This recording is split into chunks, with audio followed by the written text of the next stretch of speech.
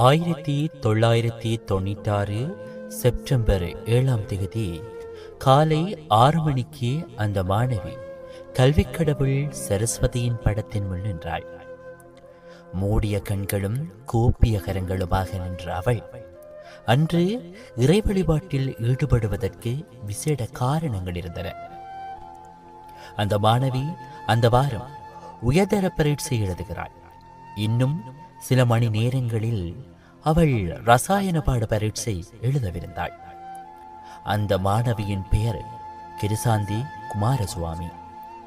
யாழ்ப்பாணத்தின் பிரபல மகளிர் பாடசாலையான சுண்டக்குழி மகளிர் கல்லூரியின் மாணவி. அன்று காலை தாயார் அவசரமாக உணவு தயாரித்து கொடுத்தார். பாடசாலைக்கு செல்ல முன் அவசரத்தில் முழுமையாக அதனை உண்ணவில்லை. அதன் பின்னர் சிறிது நேரம் படித்துவிட்டு காலை 7:15 மணிக்கு அவள் தனது சிவப்பு சைக்கிளில் பாடசாலைக்கு புறப்பட்டாள். தாயார் கிருசாந்தியை வாழ்த்தி வழி அனுப்பி வைத்தார்.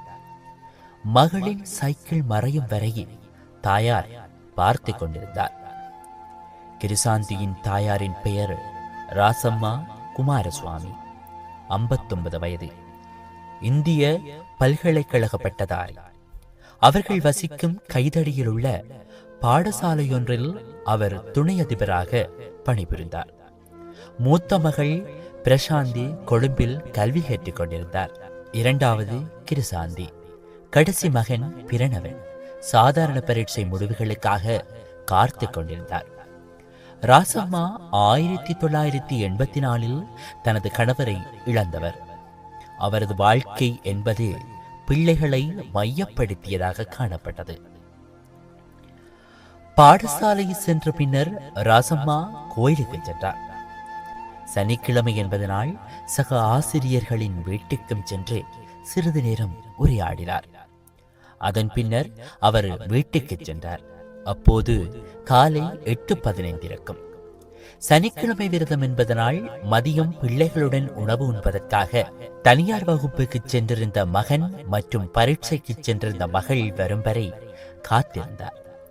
தனது மகளின் பரீட்சை 9:30 ஆரம்பித்து 11:30 மணிக்கு முடியும் என்பது அவருக்கு தெரிந்ததொன்று.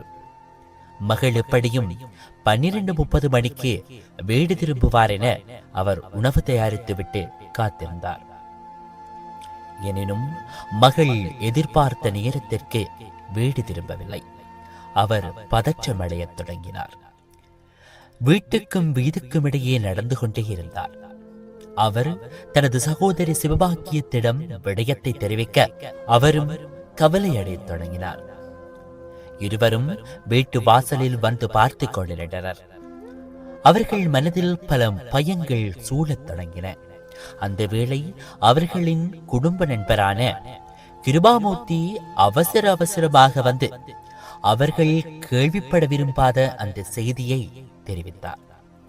கிருசாந்தி செம்மனை காவலரனில் தடுத்து வைக்கப்பட்டுள்ளார் என்பதை அந்த செய்தி. நிலைமையின் விபரீதத்தை உணர்ந்தும் நேரத்தை வீணடிக்காமல் ராசம்மா தனது மகளை தேடிச் செல்ல தீர்மானித்தார்.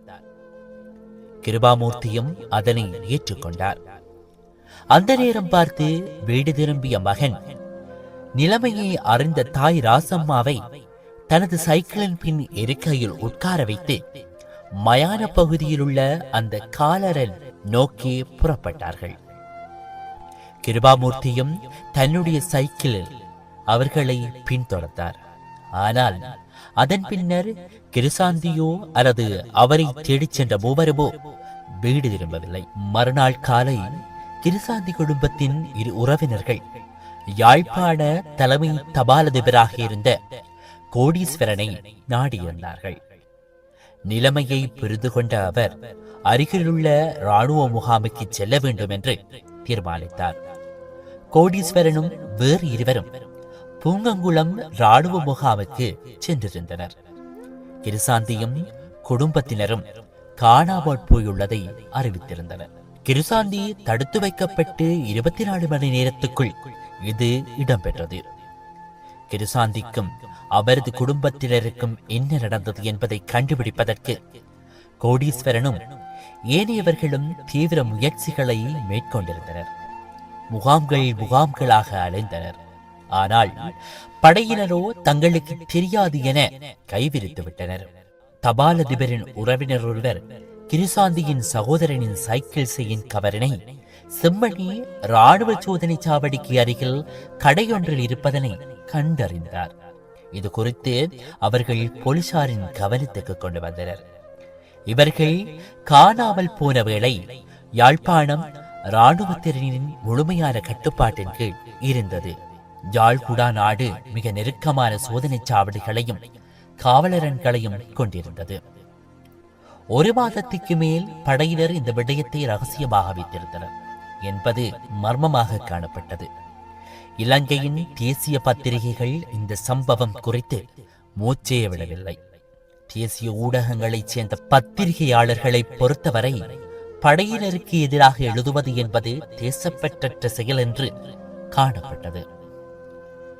யாழ்ப்பாணத்திலிருந்து உறுதியான தகவல்கள் வெளியாகாத நிலையில் கொழும்பைச் சேர்ந்த மனித உரிமை சட்டத்தரணி பூபாலன் இந்த சம்பவம் குறித்து தேசிய அளவில் கவனத்தை ஈர்ப்பதற்கான நடவடிக்கைகளை மேற்கொண்டிருந்தார். அவ்வேளை நாடாளுமன்ற உறுப்பினராக விளங்கிய ஜோசப் பெரராய சிங்கம் மூலம் நாடாளுமன்றத்தின் கவனத்தை ஈர்த்தார்கள். பூபாலன் ஜனாதிபதி சந்திரிகாவிடம் இது குறித்து தெரிவித்தார். ஜனாதிபதியின் இந்த உத்தரவை தொடர்ந்து மேலதிக விசாரணைகளுக்காக லெப்டினன்ட் கேர்னல் குணரத்ன தலைமையில் குழுவொன்று யாழ்ப்பாணம் சென்றது.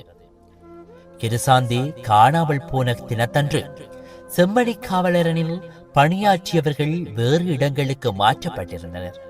எனினும் அவர்கள் அனைவரும் விசாரணைக்கு அழைக்கப்பட்டனர்.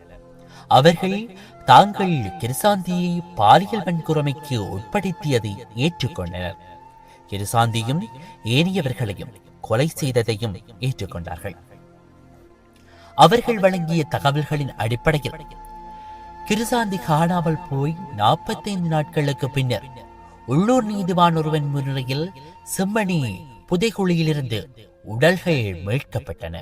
கிருசாந்தி தடுத்து வைக்கப்பட்ட காவலரிலிருந்து சில மீட்டர்கள் தொலைவில் இந்த உடல்கள் தோண்டி எடுக்கப்பட்டன. இதனைத் தொடர்ந்து அவ்வேளை அங்கு பணியாற்றிய அனைவரும் கைது செய்யப்பட்டனர். திரட்டப்பட்ட ஆதாரங்களை அடிப்படையாக வைத்து சட்டமா அதிபர் 3 அடங்கிய உயர்நீதிமன்ற நீதிபதிகள் முன்னிலையில் கைது செய்யப்பட்டவர்களுக்கு எதிராக குற்றச்சாட்டுகள் தாக்கல் செய்யப்பட்டது. நீதிபதிகள் நிமால் திசாநாயக்க, அன்று சோமவன்ச, காமினி அபயவர்த்தினி ஆகியோர்கள் அடங்கிய குழு விசாரணையின் போது குற்றஞ்சாட்டப்பட்ட அனைவரும் கூட்டு பாலியல் வன்முறையில் ஈடுபட்டது தெரியவந்தது. மேலும் ஆதாரங்கள் வெளியாவதை தடுப்பதற்காக அவர்கள் ஏனைய 3 கொலை செய்ததும் தெரியவந்தது. இலங்கை படையினர் தங்கள் குற்றங்களை மறைப்பதற்காக இந்த தந்திரோபாயத்தை பின்பற்றி வந்துள்ளனர். 7 மாதங்கள் நீடித்த குழப்பம் மிகுந்த விசாரணைகளின் பின்னர் நீதிபதிகள் 5 படையினர் மற்றும் ஒரு போலீஸ் உத்தியோகத்தர் குற்றவாளிகள் என்பதை கண்டுபிடித்தனர். அந்த வேளை சில அரசியல்வாதிகள் இது அரசாங்கத்தின் மனித உரிமை கொள்கைக்கு சட்டத்தின் ஆட்சி கிடைத்த வெற்றி என கருத்து தெரிவித்தனர். இந்த வேளை கிருசாந்தி படுகொலைக்கு 6 மாதங்களுக்கு முன்னர் இடம்பெற்ற குமாரபுரம் படுகொலைகள் உரிய முக்கியத்துவத்தை பெற்றிருக்கவில்லை. செம்மணி படுகொலை 2 வருடங்களில் முடிவடைந்த அதே வேளை குமாரபுர படுகொலைகள் விசாரிக்கப்படுவதற்கு 20 வருடங்கள் பிடித்தது. இது தாமதிக்கப்பட்ட நீதி, மறுக்கப்பட்ட நீதி என்பதை நினைவுபடுத்துகிறது. நன்றி.